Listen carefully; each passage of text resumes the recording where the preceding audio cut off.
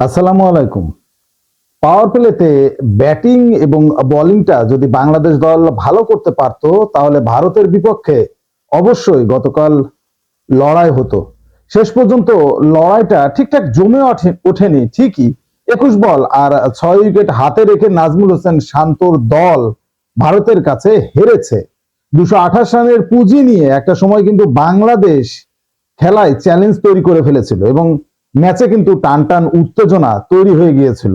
১৪৪ রানে যখন ৪ উইকেট তুলে নেয় বাংলাদেশের লাল সবুজের দল, তখন ওই সময়ে যদি আর দু একটা উইকেট পড়ে যেত ভারতের শেষ পর্যন্ত কি হতো সেটা কিন্তু বলা মুশকিল। হয়তো ম্যাচটা শেষ ওভার অব্দি পৌঁছাতো, হয়তো ম্যাচের ফলাফল আমাদের পক্ষেও চলে আসতে পারত। তবে তবে তবে ভারতের সাবেক ওপেনার বীরেন্দ্র সেহওয়াগ এই ধারণা উড়িয়ে দিয়েছেন বাংলাদেশ কখনোই ভারতকে নাকি বিপদে ফেলতে পারত না। দুবাইয়ের ২২৮ রানের স্কোরকেও রক্ষা করতে পারত না। ক্রিকবাজের লাইভে এসে বাংলাদেশকে একরকম কটাক্ষই করেছেন সেহওয়াগ। তিনি বলেছেন, কি বলেছেন একটু দেখে নি। আমি মনে করি না ভক্তদের মধ্যে কোনো উত্তেজনা ছিল। এটা বাংলাদেশ। তোমরা আমাকে এমন ভাবে তাদের প্রশংসা করতে বলছো যেন তারা অবিশ্বাস্য দল। তিনি এক প্রশ্নের উত্তরে বলেন, বাংলাদেশকে ভয়? আমি যখন খেলতাম তখনও কখনো ভয় পাইনি, তাহলে আজ এখানে স্টুডিওতে বসে আমি কেন ভয় পাবো? এটা বাংলাদেশ, অস্ট্রেলিয়া বা পাকিস্তান নয় যে তারা অস্বাভাবিক পারফরমেন্স দিতে পারে। আমি মনে করি না এই ম্যাচের সময় ভারতীয় কোনো সমর্থকের মনে ১% ভয় ছিল। ভারত শেষ পর্যন্ত ২১ বল বাকি রেখে জয় নিশ্চিত করে। লোকেশ রাহুল, শুভমান গিলের ৮৭ রানের অপরাজিত জুটি দলকে বড় কোনো ধাক্কা ছাড়াই জয়ের দিকে নিয়ে যায়। গিলও শেষ পর্যন্ত শতক পূর্ণ করেন। সেহওয়াগ শেষ পর্যন্ত বলেছে এটা খুবই সহজ ম্যাচ ছিল, প্রায় ৪ ওভার বাকি থাকতে জিতে গেছি। গিল ধৈর্য ধরে ধরে খেলছিল। যদি রোহিত শর্মা বা বিরাট কোহলি বা শ্রেয়াস আর কিছুক্ষণ বেশি সময় টিকে থাকতো তাহলে এই ম্যাচ ৩৫ ওভারের মধ্যেই শেষ হয়ে যেত। বাহ বাহ বাহ! সোহাগ সাহেব, আপনাকে যদি কাছে পেতাম এর উত্তরটা সুন্দরভাবে দিতে পারতাম। এই লোকটার ভাই কেন এত চুলকানি আমার ঠিক মাথায় আসে না, কোনোভাবেই এটা আমার মাথায় আসে না।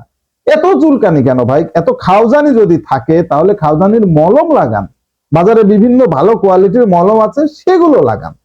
বাংলাদেশ হেরেছে সেটা তো মানা কথাই, কিন্তু একটা পর্যায়ে ম্যাচটা তো জমে উঠেছিল। আসলেই তো তাই, কিন্তু সেটা সেহওয়াগ সাহেব মানতে নারাজ।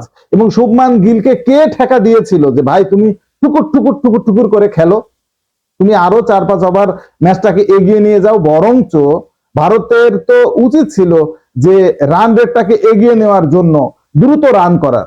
পারেনি ভাই, পারেনি। কারণ উইকেটের অবস্থাটা বুঝতে হবে। সেহওয়াগ সাহেব না বুঝে একটা বেফাস মন্তব্য করেছে এবং বাংলাদেশের প্রতি তার যে ক্ষোভ সেটা তিনি ঝেড়েছেন। কেন জানি না বাংলাদেশের নাম শুনলে উনি নাক সিটকান। বাংলাদেশকে কোনোভাবেই তিনি কোন দল হিসেবেই মানতে নারাজ। আমার মনে হয় চ্যাম্পিয়ন্স ট্রফিতে কেন বাংলাদেশ, সেটাও আমার মনে হয় তার একটা বড় প্রশ্ন। বাংলাদেশ দল যোগ্য দল হিসেবেই তো চ্যাম্পিয়ন্স ট্রফিতে চান্স পেয়েছে, যেখানে ওয়েস্ট ইন্ডিজের মতো দল চান্স পায়নি। বুঝতে হবে ভাই, এখানে আমরা অ্যাচিভমেন্ট করে এসেছি, কারোর দয়ায় তো আসেনি। এবং ম্যাচে একটা দল জিতবে, একটা দল হারবে, এটাই স্বাভাবিক। ভারত বাংলাদেশের চেয়ে বড় দল, ভারতের জেতার সুযোগ থাকবে বেশি, ভারতের জেতার চান্স থাকবে বেশি, সেটাই তো স্বাভাবিক। সেটাকে স্বাভাবিকভাবে নিতে শিখুন না কেন? চুলকানির দরকারটা কি? এত সহজে যদি রান করা হবে তাহলে ৩৫ ওভারের মধ্যেই যদি ভারত জিতে যাবে, সে কাজটা করলো না কেন তারা? তারা কেন করলো না? যখন ১৪৪ রানে ৪ উইকেট পড়ে গেল তখন কেন তারা এত দেখে শুনে খেললো? কেন তাদের ম্যাচ জিততে প্রায় ৪৫ ওভার লাগলো?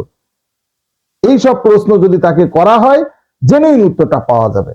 আসলে কিছু কিছু লোক আছে ভাই, তাদের কাজই হলো চুলকাচুলকি করা। এই বীরেন্দ্র সেহওয়াগ ইনি হলেন তাদের মধ্যে একজন অন্যতম স্পেশালিস্ট। উনি ডাক্তার হলে ভালো করতেন ভাই, ডাক্তার হলে ভালো করতেন। স্পেশালিস্ট যেহেতু, ডাক্তাররাই সাধারণত স্পেশালিস্ট হয়। আমার কাছে যেটা মনে হয়, ভারত ভালো খেলে জিতেছে, আমরা হেরেছি, আমরা পরাজয়টা মেনে নিয়েছি। এতো আপনারা জিতেছেন ঠিক আছে, বিপক্ষ দলকে একটু সম্মান করতে শিখুন রে ভাই। একটা দেশকে অসম্মান করে লাভটা কি আপনার? আমরা তো এর এর জবাব এর জবাব তো একদিন না একদিন বাংলাদেশ দেবেই। বাংলাদেশের কাছে তো ভারতকে একদিন না একদিন হারতেই হবে। কারণ কি, ম্যাচে জয় পরাজয় থাকবে। যেদিন ভারত খারাপ খেলবে সেদিনই ভারত হারবে বাংলাদেশের কাছে। এর আগেও তো হেরেছে, বিভিন্ন বড় বড় আসরেও হেরেছে। বীরেন্দ্র সেহবাগের দলই তো বিশ্বকাপে আমরা হারিয়েছি, যে বিশ্বকাপে হারিয়েছি সে বিশ্বকাপে তো আউটই হয়ে গেল ভারত। সেই সব দিনের কথা মনে হয় উনি ভুলে গেছে।